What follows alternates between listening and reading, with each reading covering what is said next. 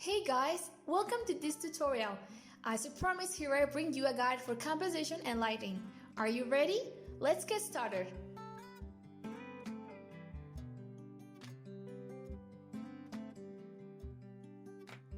Even if the drawing is a little weird, anatomy, structure, lights, etc., a nice composition can save our day.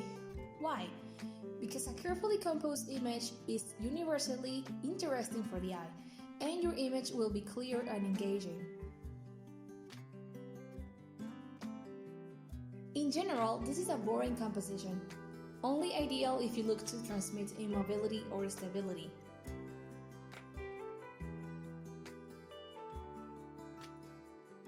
Instead of that, we'll use the well-known rule of thirds as a guide. I will draw some kind of square, like a box with little dices. Those are the focus or interest areas which visually helps to read and understand the context of the image. Try to put the most interesting elements from your background on some of these 4 points or near them. So, the girl and the sun are perfectly aligned where the lines intersect from the rule of thirds. It's like making a tic-tac-toe.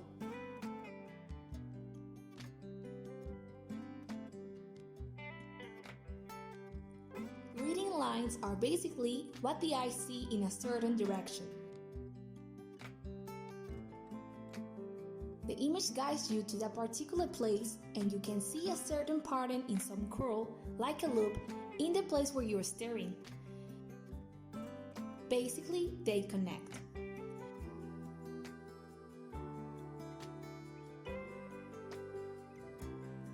Use these lines to guide your spectator's eyes to the most relevant part of the drawing.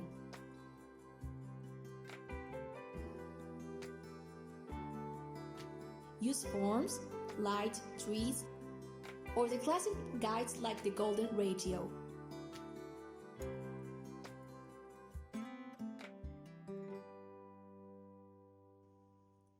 Another interesting concept of composition is using the frame within the frame.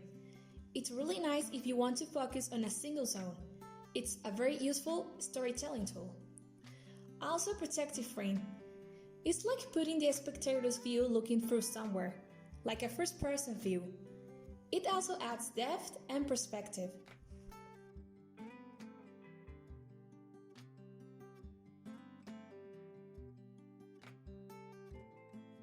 So if I fill the sky like this, definitely, the sky is a big form of negative space in this image.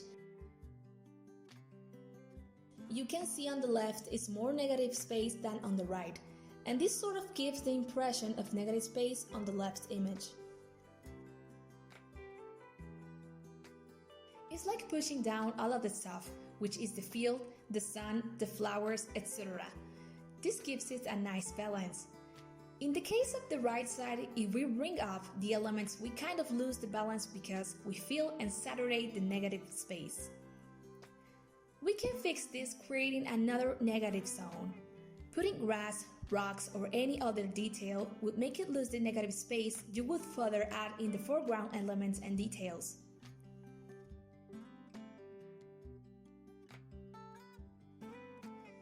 Remember, a slight imbalance could give your artwork a higher appealing sense of more interest.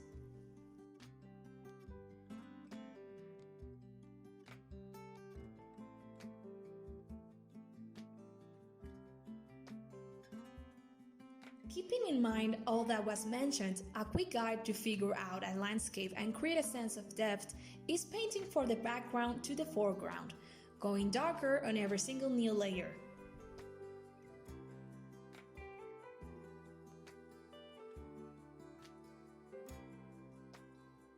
That will be helpful to understand what's relevant or what you want to transmit without going into details or complex steps.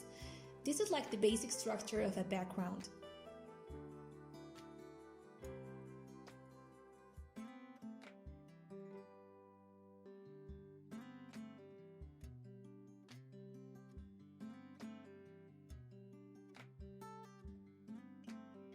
Look at this structure. There's flat shapes stacked in front of each other, just like a puppet show. But from the perspective of the camera, this works all together to create a three-dimensional image that has depth. Thinking of a landscape in this way, it makes it a lot easier to tackle scenes that might have a lot of complex detail.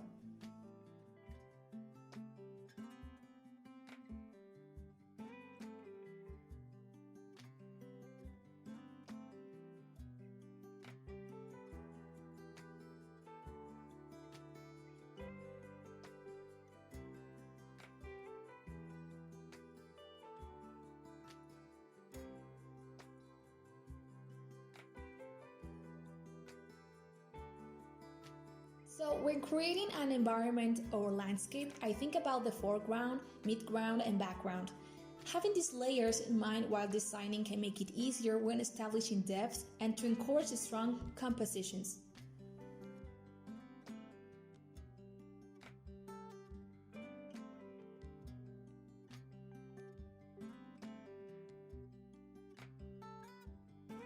Stay calm and make it simple. To create a unique, original composition, it's useful to imagine the background on its simplest shape. By keeping it simple, it's easier to build a design that will remain readable, even after the layers and details are added.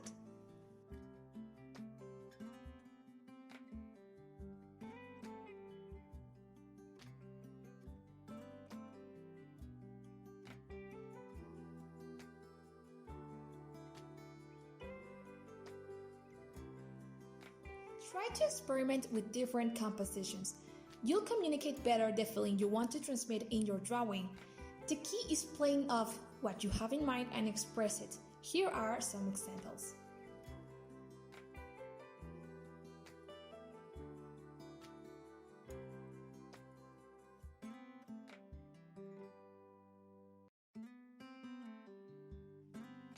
Using the last background I did, I took the liberty to add more depth in order to appreciate the elements even more so we can play with the light changes, according to the hour of the day.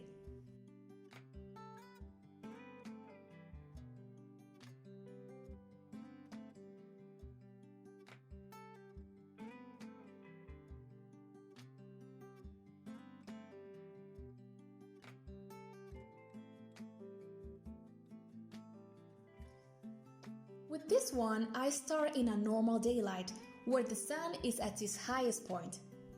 The blue sky, the white clouds, and the yellow flowers in this background nurtures the perception of calm, energy, and the spectator is able to see the radiance and true colors.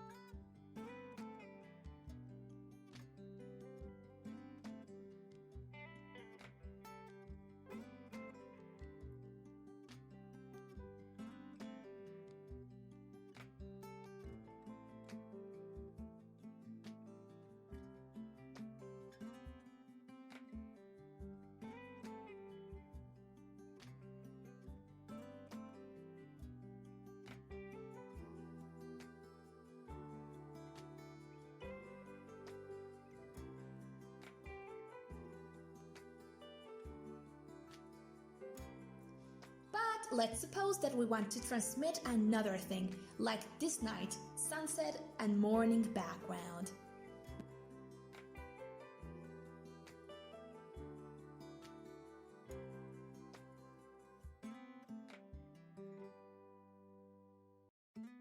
To accomplish that, we'll switch whatever moment is of the day for the night. Now we're gonna take out all of the sky, including the clouds. Then just add a nighty sky. I recommend this gradient for the night themes. It should be lighter on the bottom and darker on top. So pick the same gradient and fill all the image in one layer to the top. Then set the newly added layer into multiply mode. 80% of opacity should do good.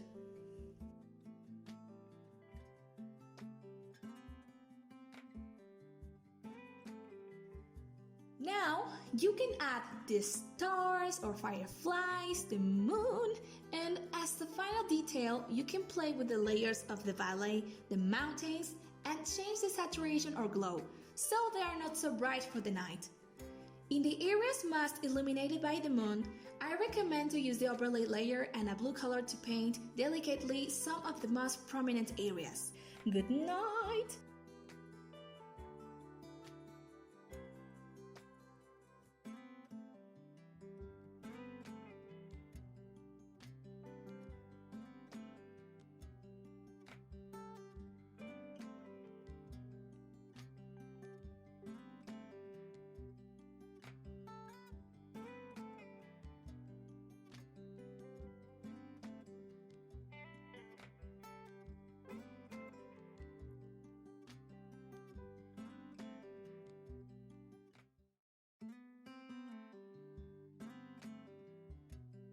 Let's get back to our same Mr. Blue Sky.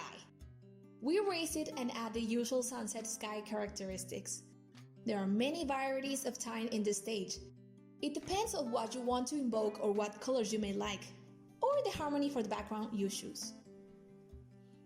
The afternoon sky have a lot of colors within, but try not to use too many to avoid saturations and imbalance. In my case, I will use blue, orange, and yellow ones.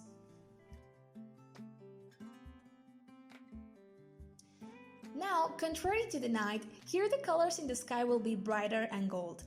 We put them all in the image and activate the overlay to get a stronger effect. In that way, the sun will give the feel that it's on his last moments of giving warm rays of light. Sorry. And as a final feature, we can add the clouds affected by those colors in the sky, and also more shadow to the scenario.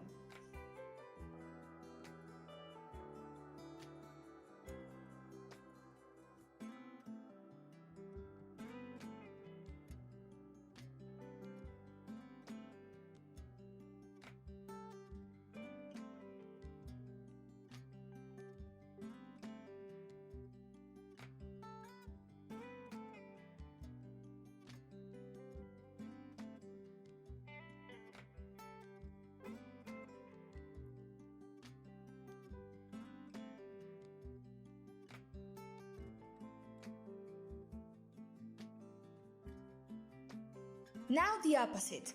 The moon has just set and the sun is already rising. We will make the same process. Remove the background and we will add some light shade of blue and pink.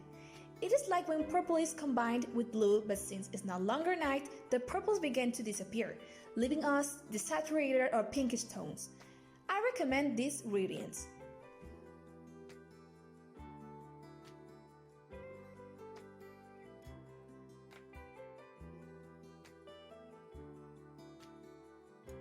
Once the gradient is chosen, we add it to the sky. Here we will use a grayish baby blue color to cover the whole image, giving us the refreshing sensation of the morning. Cold colors are good for that. We then activate the overlay for that layer of blue.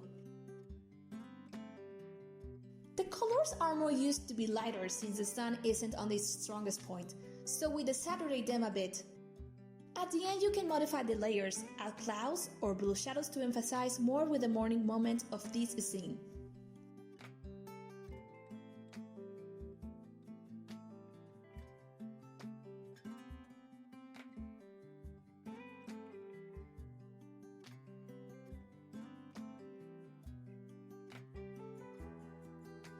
And this is it. We created our background in different moments of the day without having to do it from zero. I really recommend this if you have a very advanced drawing and you want to make unexpected changes, or well, if you want to save time choosing colors. For next tutorials, I'll keep on this topic to make a special section, since this one is very diverse and complex. For the moment, you have learned essential tips to start assembling your own backgrounds, to know the direction you want to take to make them eye-catching. Hope you've learned a lot in this video. Please let me know in the comments below if you enjoy it. I wish you a lovely day, guys. Bye!